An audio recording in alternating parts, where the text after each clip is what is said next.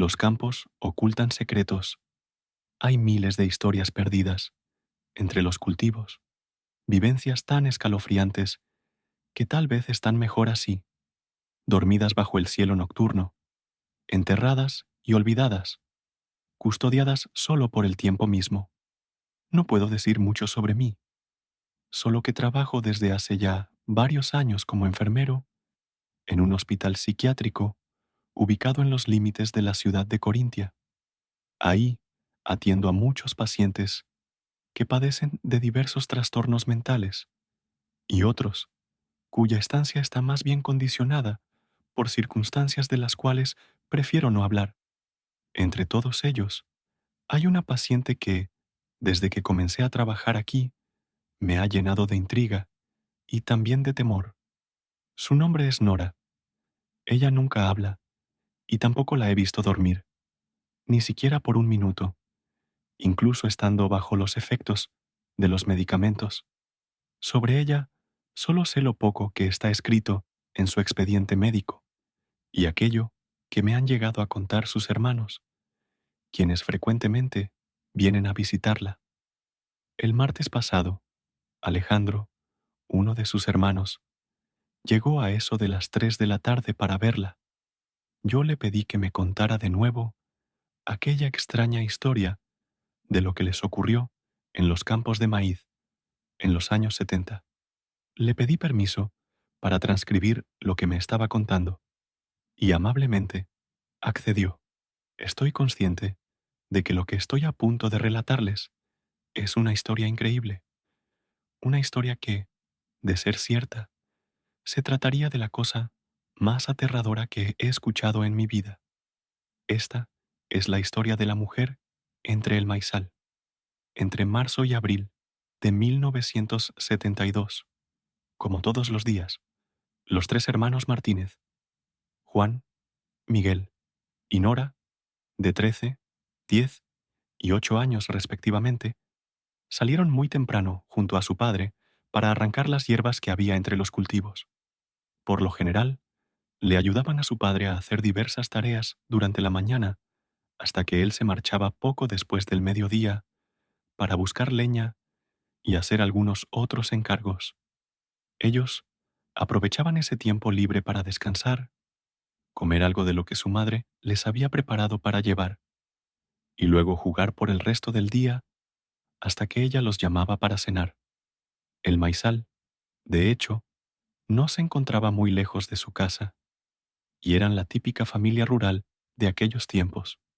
No había otros niños cerca con los que pudieran jugar, debido a que era un lugar bastante remoto, por lo que los tres hermanos siempre estaban juntos. Esa tarde, los niños se quedaron jugando por más tiempo de lo habitual, corriendo y escondiéndose entre el maíz, que ya casi alcanzaba los 2 metros de altura. Eran alrededor de las 6 de la tarde, cuando ya estaba oscureciendo, y sabían que su madre no tardaría mucho en llamarlos para cenar. Exhaustos, se sentaron en la tierra para poder descansar un poco. Permanecieron callados debido al cansancio por haber trabajado y jugado durante todo el día. Después de un breve momento de completo silencio, Juan, el mayor, se puso de pie lentamente con la intención de decirles que ya era tarde y que debían regresar a casa, pero justo cuando abrió la boca para articular la primera palabra, un ruido lo interrumpió súbitamente. Era el sonido del maíz agitándose, como si algo se moviera entre el sembradío. Sus hermanos también se dieron cuenta de eso, así que se pusieron de pie apresuradamente, dirigiendo sus miradas hacia el lugar donde habían escuchado aquel sonido. Ya estaba oscureciendo, pero aún así alcanzaron a ver perfectamente lo que se acercaba hasta ellos. Era una mujer que se movía de forma lenta entre las plantas de maíz. Al verla desde lejos, los niños pensaron de inmediato que se trataba de su madre, quien habría ido a buscarlos para que regresaran a casa. Así que, muy contentos, comenzaron a correr hacia ella, riendo y saltando. Pero entonces Cuando se habían acercado lo suficiente para verla con mucha más claridad, Juan notó algo que le heló la sangre. Esa mujer no podía ser su madre. La persona que se encontraba frente a ellos era perfectamente visible desde la cintura para arriba, por encima de las plantas de maíz, mismas que ya casi habían alcanzado los 2 metros de altura. Aquella mujer tendría que haber medido más de 3 metros para que eso fuera posible. El niño también se dio cuenta de otro detalle. La dirección de la cual venía esa persona era contraria a la de su casa, por lo que tampoco tendría sentido que su madre viniera hacia ellos desde esa dirección. Juan tardó tan solo un par de segundos en procesar toda esa información y se detuvo de golpe, gritando: «Esa no es nuestra madre. Miren sus pies». Para entonces, sus hermanos ya estaban lo bastante cerca como para notarlo ellos mismos. La mujer estaba flotando por encima del maíz. Juan y Miguel, de inmediato, se dieron la media vuelta y se echaron a correr con dirección a su casa. Pero Nora, su pequeña hermana, no se movió. Ella se quedó paralizada, probablemente por el intenso y profundo miedo que sentía. La mujer estaba cada vez más cerca de ella. Se movía con suavidad hacia la niña, quien permanecía petrificada y sin poder emitir un solo sonido. Juan y Miguel, al darse cuenta de que Nora no estaba con ellos, decidieron volver por ella, a pesar de que estaban muertos de miedo. Al voltear hacia atrás, vieron a esa mujer flotando frente a su hermana, inclinada hacia ella, susurrándole algo al oído. Esa cosa tenía un rostro pálido y delgado.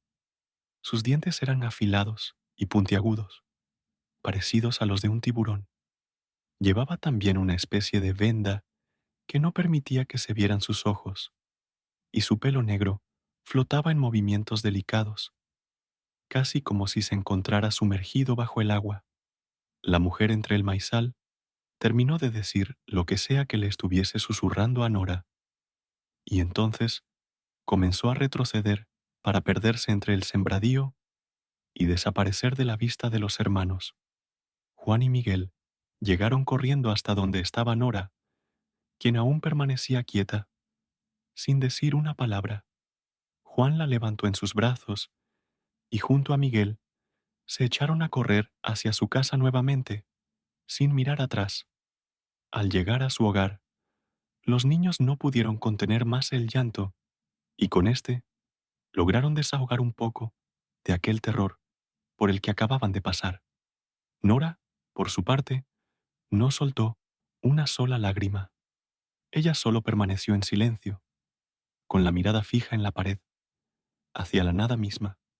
Los hermanos nunca quisieron volver al maizal y se negaban a contarles a sus padres lo que había pasado. No es que no quisieran hacerlo, era más bien que tenían miedo de que no les creyeran.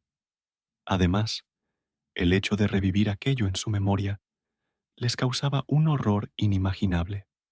Sus padres preguntaban una y otra vez qué había ocurrido aquel día en el maizal, qué cosa había afectado tanto a sus hijos, pero tardarían años en enterarse.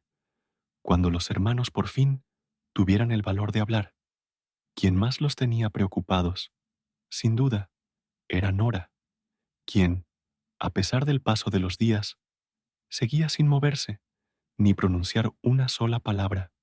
La situación de la niña no hizo más que empeorar con el tiempo.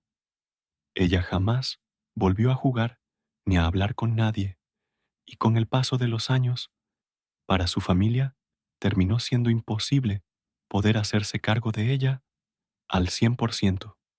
Sus padres se habían puesto viejos, y sus hermanos eran ya adultos, con una familia y una vida llena de responsabilidades.